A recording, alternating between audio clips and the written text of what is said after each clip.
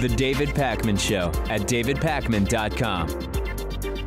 Welcome to the bonus show. It has been almost 18 years since 9/11, the 9/11 attacks in New York City, and in Washington, D.C., of course, and in a field in Pennsylvania as well. And first responders and survivors and their advocates, some of whom are sick and disabled, are very, very much engaged in activism and lobbying, and recently rallied in Washington, D.C.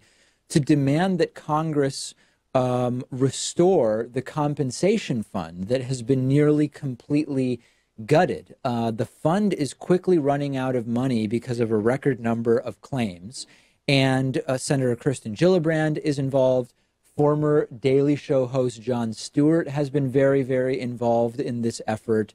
Chuck Schumer, Carolyn Maloney, and a number of other members of Congress like Jerry Nadler and Peter King, Republicans and Democrats, they have announced bipartisan legislation to replenish the fund and make sure it remains open for people who become ill in the future. And Jon Stewart calls it an embarrassment to us in our country, and it truly is. And, we talk a lot on the program, Pat, about debt and deficit and spending, and how with a lot of things, when the question is asked, how are we going to pay for it? We say, well, we don't always ask that. We don't always ask, how are we going to pay for wars? How are we going to pay for more weapons or missiles or whatever else? Why is it that it's so difficult merely to keep money available for the victims of 9/11 and their families? It really is disgusting. Yeah, our priorities are in totally the wrong places. Why do we have to add $100 billion every year to the military budget? Why is Trump declaring a national emergency to get border wall funding when we have other issues ahead of us that are much more important? I think that this one should be a no-brainer, that 9/11 First Responders Fund should remain intact until the last one passes away in however many years from now. And I'm surprised that there has to be this battle every few years about it. Jon Stewart always having to come back and speak his piece about it, because you'd think that politicians on both sides of the aisle would easily want to support this fund. Republicans because they're supposed to be in favor of veterans and law enforcement. Democrats because it's the right thing to do when it comes to approach to healthcare and well-being. So I don't know how politicians are able to try to skate away from this and have to be pressured into funding it. Yeah, part of it has become sort of political disagreements over, well, the reason that it's running out of money is because the Democrat mismanaged it or a Republican mismanaged it, and it starts getting into that. But come on, guys, we can pay for this. Let's just pay for it. This is a drop in the bucket compared to so much of what the United States is doing.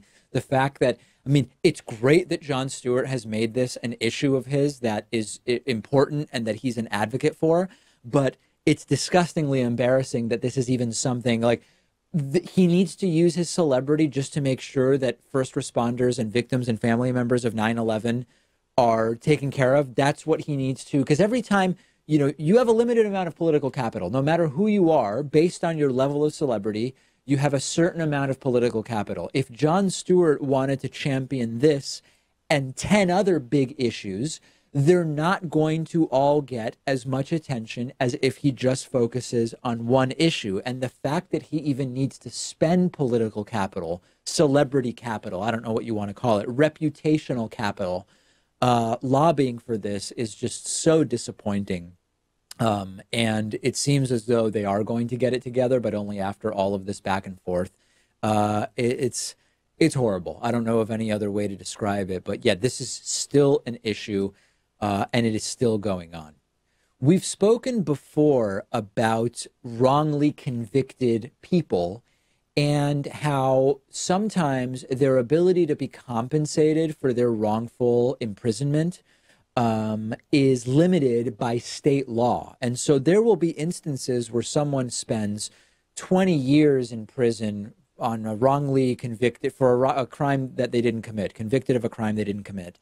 And the state has some law that limits total compensation to $40,000 or something like that. And we say 20 years, $40,000, $2,000 a year for all of that lost time and lost wages altogether doesn't really make any sense. And then sometimes they will get good enough lawyers that they can successfully sue and say that in some way that cap doesn't apply because of X or Y legal reason, and they can end up getting more money. There's a lot of those stories. This takes us to Simi Valley, California, where Craig Colley, 71 years old, wrongly imprisoned for nearly 4 decades, has been awarded $21 million. California, the city of Simi Valley, California, has reached a $21 million settlement with him. He was convicted in 1980. The conviction was overturned in 2017 when DNA evidence proved that he was not the killer. And he now is getting $21 million. But he says there's no money that can replace what I lost. So, number one, this is one of the cases where the compensation is not pathetically low. I guess, Pat, there are people arguing that this is too much money. I mean, I don't know. I guess 1980 to 2017 is 37 years, $21 million divided by 37 years. He was never a wealthy man, but the real issue here is that there have to be additional damages paid. You can't just compensate him for the money he would have made. He's now 71 years old, and I think that it's okay for there to be large settlements in these cases because you have to make it, you have to force the judicial system to really prove its case. Well, it's just so hard to come up with a number, right? Because as you pointed out, it's not just the lost wages.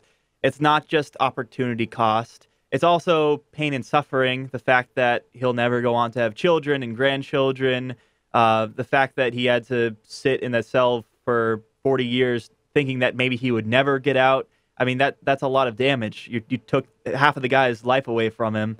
So I don't think you can put a monetary value on that. The $21 million, that sounds good. I mean, it's, I guess, to make up for some of that and make sure that he can live out the rest of his life with some comfort.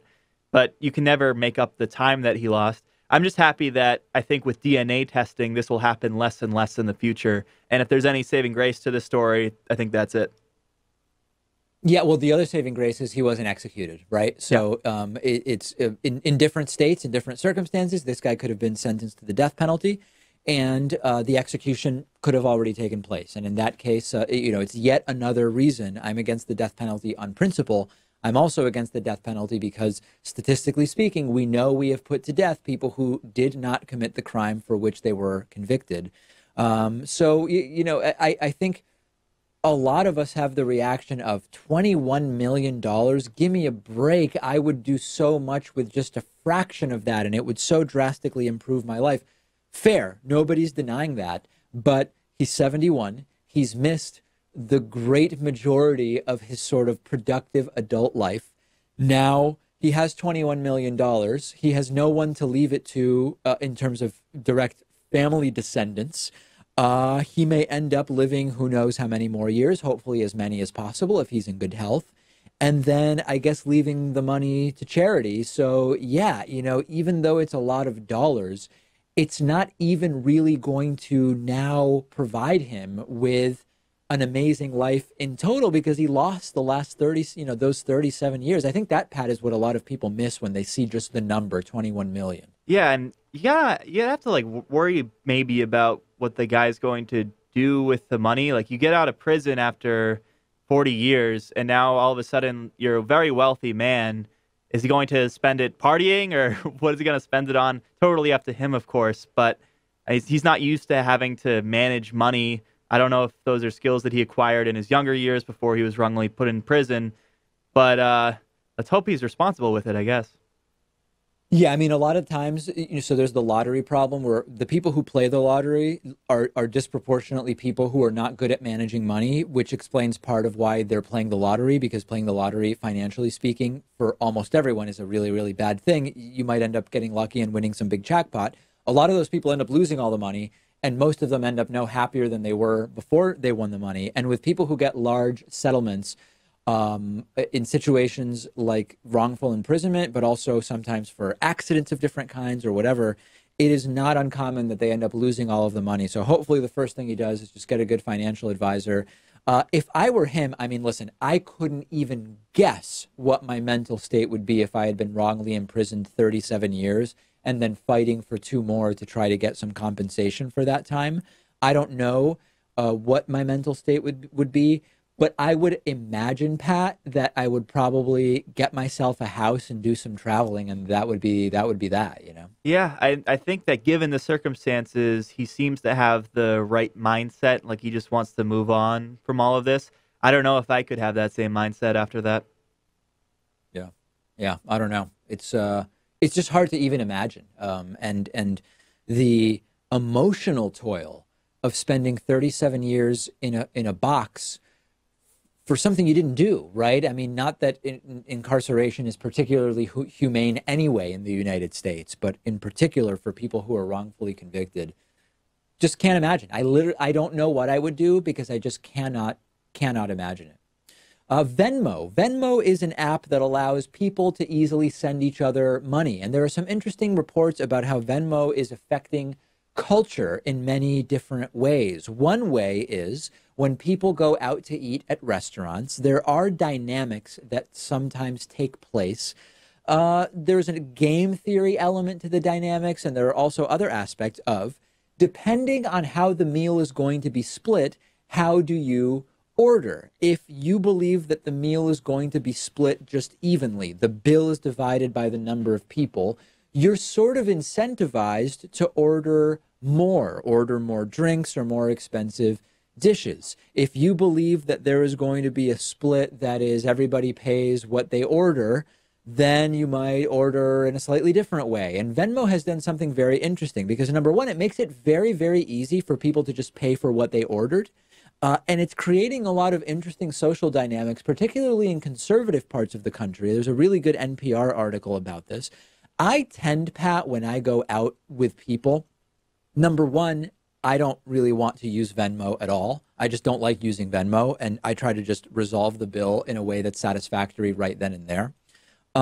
Depending on where I go, sometimes I or someone else will say, this isn't a lot of money. This is a group that goes out frequently enough that I'll get it. I'll get everything. You guys leave the tip, and next time somebody else pays. So that's one scenario. And I'm okay with that scenario as long as it's not decided beforehand, because then it incentivizes people to take advantage of that if you know someone else is already paying. But for the most part, in my friend groups, if it's a group that is 5 or fewer people, it's just an even split regardless of what you ordered. If someone feels that they over-ordered, you usually volunteer to either leave the entire tip or throw in a few extra bucks. If it's a group of 6 or larger, I feel that it's more common that people put in what they actually ordered, since there's usually more variance. And that's the way that it's managed. Yeah, that sounds about right. Now, I'm a little bit younger than you, of course, and whenever I grab a bite to eat with my friends, we typically request the check to get split up, and that's often a pain for the restaurant waitress, waiter, whatever. But sometimes they do it, sometimes they don't. When they don't do it, or we just decide not to go through that hassle, the best case scenario is for just one person to pay with a card and the other people to get them back with cash. But as we know, fewer and fewer people are carrying cash with them nowadays. And that's why I think Venmo is the best alternative, because everyone's going to have a smartphone on them. And as long as it's charged, you can make the payment right then and there.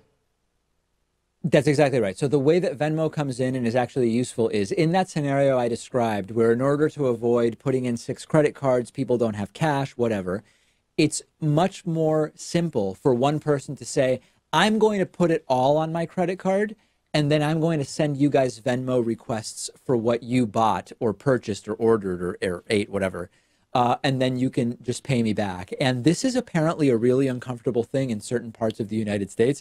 In Boston, I think that it would be completely acceptable and no big deal. But based on this NPR report, apparently in some parts of the country, that is sort of seen as not inappropriate, but I guess sort of awkward. I don't even know the right way to describe it, but I guess that is not a sort of normal feeling thing for a lot of people in the United States, which I have to admit, as someone who lives in Boston and previously lived in New York, seems totally normal to do something like that. Well, maybe because there's like a public shaming element to it almost. whenever you make a transaction on Venmo or make a request for someone else to pay you on Venmo, it shows up on a feed. So you can see, if I scroll through my Venmo feed, I can see many of the people that I'm friends with. Like if I have even just their phone number, I can see that they requested a rent payment from someone or that they paid someone back for pizza. And I guess the shaming element comes in where if everyone goes out to dinner and whoever picks up the bill issues requests to the three people that they went out to dinner with for $15 a piece, then that's public and everyone can see that. I think that's where maybe you can get a bad taste in your mouth, because it's almost like you're begging for the money. Yeah, well, listen, I've used Venmo probably 6 or 7 times in my life. I always do everything privately. Any request that it's sent, I do it as a private thing, not public. And anytime I pay someone, I also make it private. And there's a very, very simple solution to that. Maybe people don't know about that feature. Oh, well, this just makes me want to request money from you. Like, I'm going to request $10,000 right now, and we'll see if you abide by that. The other day, I went to a house concert where there were a few bands playing at a house, and an announcement was made before each band. We've got a bucket for cash, or you can just Venmo to this person, to this username, which was the person who was organizing the concert. And it was actually a pretty slick way to get around I didn't realize that we were expected to contribute to the bands. I don't have any cash on me. Well, you have a mobile phone and you probably have a checking account, and it's free to send payments via Venmo from a checking account. And they ended up collecting way more via Venmo than via cash in the little mason jar or whatever they had set up. So I thought it was pretty slick. All right, send me your thoughts, not about the use of Venmo specifically, but about the cultural aspects, the social aspects of sharing the cost of outings and meals and whatever else, particularly when I don't think it's a shame to say different people make different amounts of money, and that can impact the dynamics when people choose to go out to eat or to get drinks together. So send me your thoughts about that. What should be the established norms? Does group size matter? Am I way off on this issue, or have I developed a pretty good system? That's it for today. New show, new bonus show after this weekend. See you here first thing on Monday. The David Pakman Show at davidpakman.com.